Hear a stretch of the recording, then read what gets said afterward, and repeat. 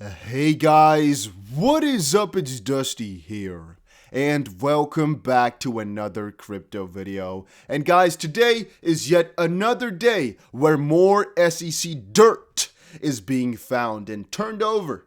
It is crazy, alright? It is crazy, crazy, crazy.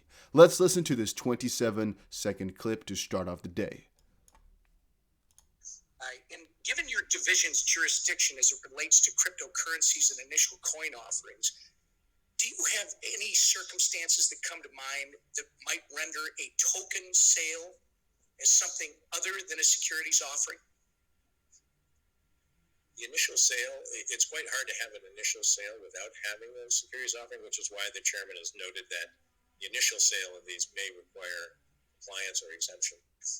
And given your So, straight off the bat here, he's also explaining that some of those might need exemption.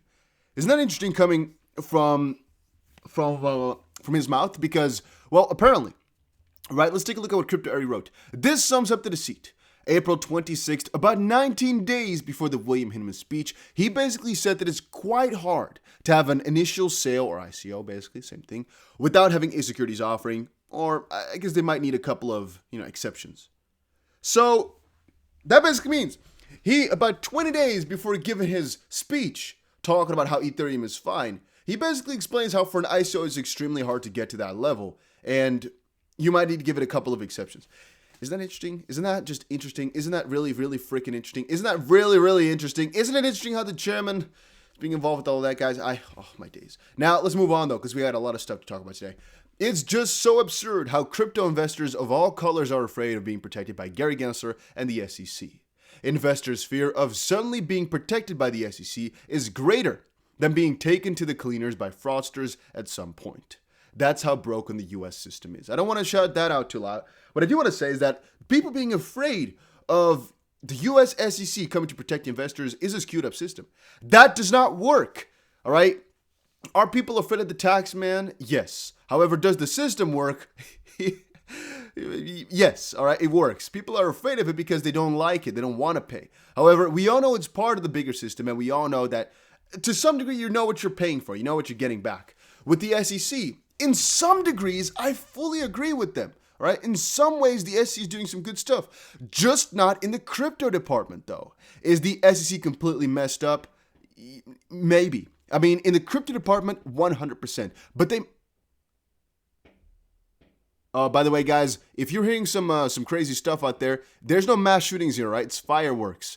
Because where I'm recording this video from right now, there's actually a fireworks show pretty shortly here. You guys, so for some of you in the Netherlands right now, you might know where I'm at. It's not my own little place right here. It's not what I'm usually recording from. But I forgot that is today. So you might be hearing some crazy stuff out there. No, my house is not getting shut up. No, I'm still alive. I'm still doing good. My family members might still be okay. I'm not sure they're not here. But I guess that's it. All right, let me quickly explain that. All right, John Dean said, Crypto Law US, knocking it out of the park this Saturday afternoon. Who reviewed and helped write the Hinman speech? Who was in the 63 emails? Where was the Hinman speech public calendar? And which SEC employee owned Ether in June 13, 2018? Which is kind of a direct reply to the DAI, who also basically talked and brought up this entire question earlier. But once more, guys, let's quickly listen to this clip to get some better picture of it all, because this is so much BS, man. It's so stupid, man. I can't even describe. Let me put it in. Far from finished. There are 5 unique breakout sessions, each one of which will be led by one of the commissioners, and hopefully will provide significantly more time for those questions that you had that we weren't able to get to. The sessions will include tips for savers, led by Commissioner Pivovar, stopping fraud, led by Chair Clayton, investing in and raising money by small companies, led by Commissioner Peirce. Does the information you receive from mutual funds and ETFs work for you, led by Commissioner Jackson? And it did sound like we had a couple of questions in the digital asset space, cryptos, ICOs. That'll be led by Commissioner Stein. There is information and signage in the main lobby area to get you to your preferred breakout session. But to recap, tips for savers with Commissioner Pivovar will be in room 347. Stopping fraud with Chairman Clayton will be in room 342. Small company capital formation with Commissioner Peirce will be in room 242. And mutual fund and ETF information with Commissioner Jackson will be in room 246. And digital assets with Commissioner Stein will remain in the large room. So again, thank you for your time today. We hope you enjoy the rest of the program. So apparently, June 13th, 2018, one day before the William Hinman speech, all 5 SEC commissioners led this event at the Georgia State Law. A breakout on crypto regulation in that same room was minutes later. This was all market guidance, folks. The personal opinion farce is over. We are now looking for the breakout session video with Kara Steen, Valerie Spanik, Hinman's deputy on digital assets, Amy Starr, Hinman's deputy on capital markets, and Josh Dickman, I mean.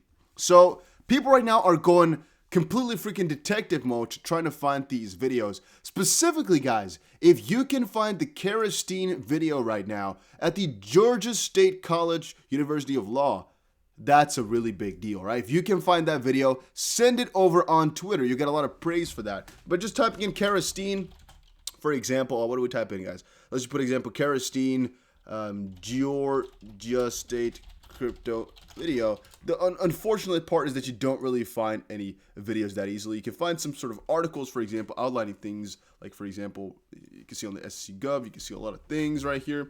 The problem is there's so much stuff that the SEC does. And then again, there's so much stuff which is not relevant at all. Once more, maybe try looking around a little bit, try finding a video like that. If you do find it, a lot of people will be really, really grateful for you picking it up, all right? So I'm just quickly letting you guys know, try looking it up for it. You'll do a great service to the XRP community, my opinion. Then now we have both Jay Clayton and Bill Hinman together saying how an ICO makes a token a security. ETH did exactly what they describe. XRP didn't. They gave Ethereum Vitalik and Ethereum Joseph a free pass and sued Ripple, Brad Garlinghouse, and Chris Larson. Fair notice? And that refers to the fact that both those guys have said before everything about these ICOs. The problem being, in my opinion, right? Where it gets difficult.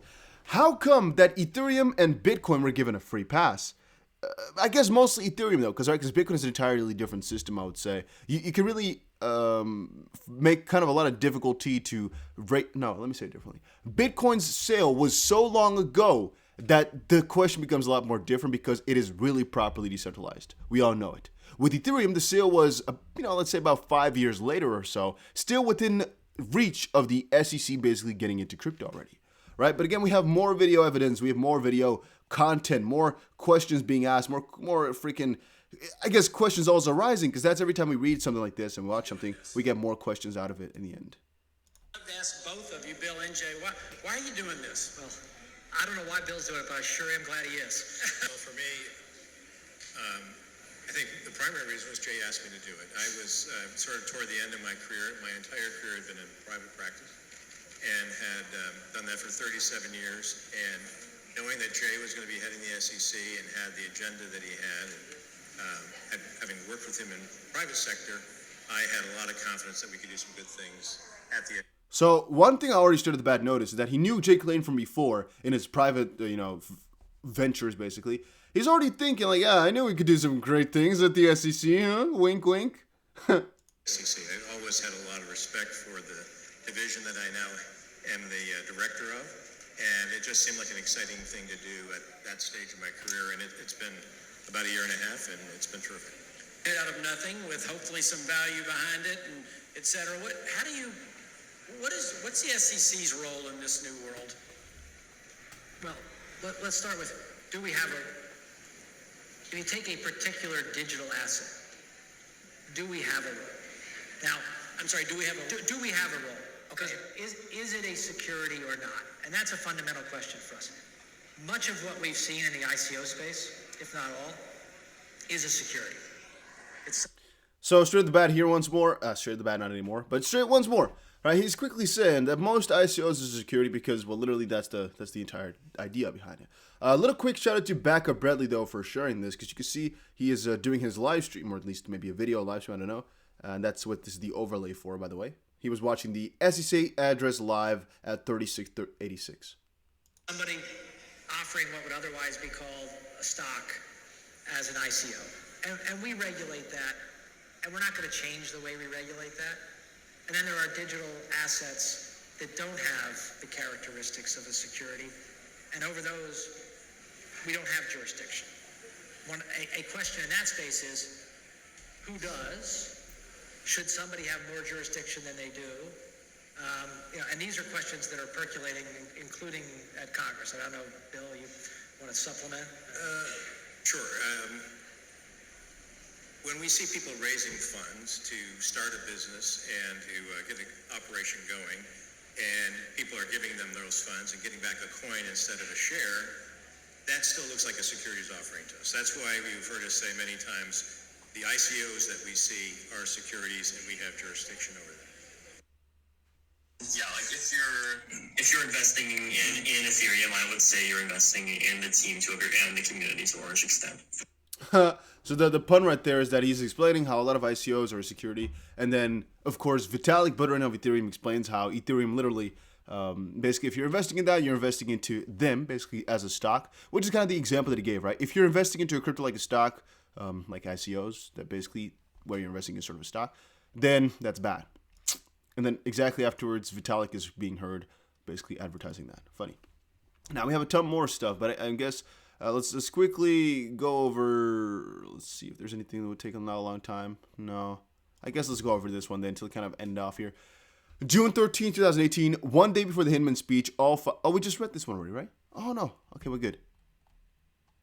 Oh no, perfect. We're good. I was like, I thought my schedule was, but we're perfect. All right. So yeah, that's kind of the way I'm doing some of these videos now. Kind of having a timer in place because you guys said, please, Dusty, don't make those long ass videos anymore. Please don't keep them more than 50 minutes. I try. All right. So that's what I'm kind of going for right now. If you enjoyed this video though, or kind of enjoyed the finding of more information that leads to the ultimate result, make sure you press the like button. If you didn't enjoy it, please let me know in the comment section because I know it's all kind of the same thing. Then again, I find it really fascinating to watch this all, and I kind of hope that you guys do too. But if you don't, no worries. Let me know in the comment section down below, and I will adjust my videos towards it.